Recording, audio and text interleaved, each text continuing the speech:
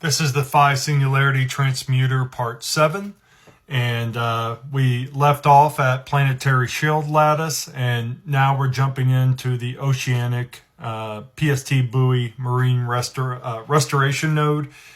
And the same buoys that are over ocean and land can do the same thing with soil. So this one mechanism can clean the oceans and clean the soil at the same time. Here we go.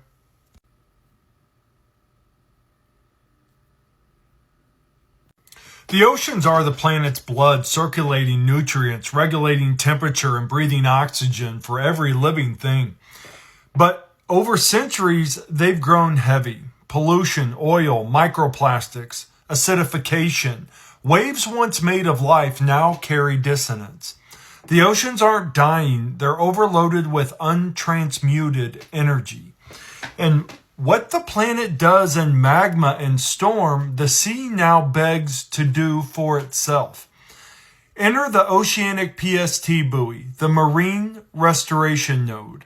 Imagine luminous golden toroidal buoys floating across the open water, anchored deep by crystalline cables that link them to the seabed. Each buoy hums in the key of Phi. Its implosive intake curtain draws in seawater through a silent harmonic vortex. No sets, no suction, no destruction. Just a soft magnetic pull that guides currents through the device. Inside the phase translation chamber, the pollutants and energy distortions begin their transformation. Electrostatic charge breaks apart microplastics. Photonic resonance oxidizes oil and toxins into harmless elements. The magnetosequestrian loop binds heavy metals into crystalline matrices, which are drawn into containment spheres to be restructured later. And the water that leaves the rebirth port is clearer, more coherent, and more alive. The buoy doesn't filter. It teaches the ocean how to purify itself again. The harmonic field that radiates from each node extends for miles, calming the surface tension, realigning salinity gradients, even soothing marine life. Dolphins, whales, and fish are drawn to the fields instinctively. They feel like home. Each buoy becomes a heartbeat in a planetary circulatory system, converting chaos to harmony and balance to clarity. Now picture hundreds of these across every ocean current, communicating with one another like neurons in Earth's neural net. Together they generate a planetary coherence current, a slow pulse that balances acidity, reorders molecular clusters, and restores oxygen levels to their natural resonance. The sea that once carried poison now carries light. The marine restoration node is not a machine, it's remembrance. It's the ocean remembering her original song. The soil is the planet's skin. Every root, every seed, every organism that breathes depends on the balance between minerals, microbes, and water below. But our soil has been suffocating, loaded with chemicals, heavy metals, synthetic waste, and the slow rot of forgotten stewardship. What we call dead land isn't lifeless. It's overcharged chaos, just waiting for the signal to remember its order. That's where the terrestrial PST grid comes in. Picture a landscape dotted with slender crystalline towers, each one anchored deep into Earth. These are Phi-Singularity ground stakes, miniaturized transmuters tuned to the resonance of the soil itself. Each stake hums softly, drawing energy through its implosive ground intake, not pulling matter, but attracting electromagnetic turbulence and molecular imbalance. Every particle of contamination, hydrocarbons, solvents, PFAS, heavy metals is vibration before it's matter. So the transmuter begins with vibration. Inside the toroidal coherence field, the soil's dissonant charge starts to align. The electrokinetic drift lines from naturally as positive and negative ions begin to migrate toward balance. Pollutants that once hid deep in groundwater start to rise into the field. Their molecular bonds loosening in response to photonic cleansing waves that pulse through the ground. Hydrocarbons break down into water and carbon dioxide. PFAS chains snap and dissolve into simple harmless salts. Heavy metals shift valence, binding to chelated ferrites in the magnetosequestrian loop. That was a mouthful. Each of these transformations is done not through violence, but through resonance. One frequency teaching another how to remember harmony. Above the soil, the field radiates outward in gold and violet rings. Microbial colonies awaken. Mycelial webs expand. The transmuter doesn't sterilize. It restores communication between soil organisms that had forgotten how to talk.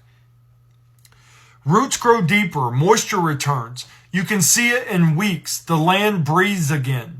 When hundreds of these stakes are networked together, they form a planetary coherence grid resonantly linked to oceanic buoys and atmospheric cleansers and city cores. All right, we're putting it all together here, okay? Energy flows between them as information, allowing entire regions to harmonize weather, soil fertility, and electromagnetic stability as one living body. Every field becomes a tuning fork for life. The soil regeneration system is not about cleaning dirt. It's about remembering Eden. Every time a transmuter breathes underground, the earth takes one step closer to her original frequency, coherent, radiant, and alive. Let's take a step back now. You've seen each piece of the puzzle. The inhale of chaos, the compression into order, the breathing torus, the field that banks light, and the 12 ways the same pattern can heal a planet. If you look at them all together, you'll see that it was never a machine we were building, it was a mirror.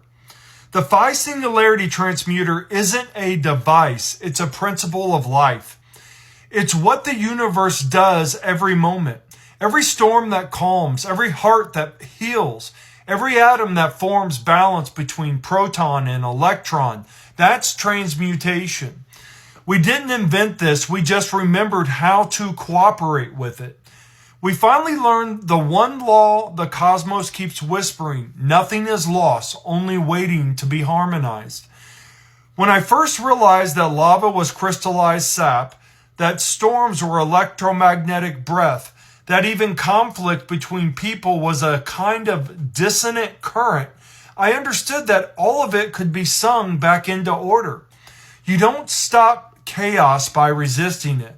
You stop it by showing it what it is. Every volcano, every lightning bolt, every war and sickness, they're all signals craving resonance. And the transmuter, whether it sits inside a ship, a mountain, a temple, or a chest, is simply the geometry that says yes.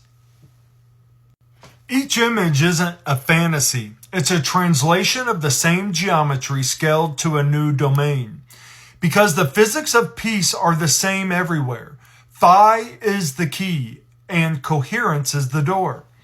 If we were to build these things, and we will, they would not just be engines or shields or recyclers. They would be living teachers, each one humming in a tone the earth already knows, inviting everything around it to hum too. That's what the ancients meant by temples that sang, by pyramids that glowed, by gardens that healed the air. They were Phi-Singularity Transmuters built of stone and light. But the greatest one of all is the human being. The same toroidal coherence field that flows through your heart when you breathe with intention, when you forgive, when you love, when you perform the same process, you draw in chaos, translate it in the chamber of compassion, and exhale it as harmony. You are the portable version of everything we described. So this isn't the story of an invention, it's the story of remembrance. That we were never separate from the architecture of creation. That our bodies, our technology, our planet, and our consciousness are all parts of one infinite feedback loop, the living machine of Source. We stand now at the threshold of a new kind of science. Not the science of domination, but of participation, where energy is not extracted but invited, where technology is not consumed but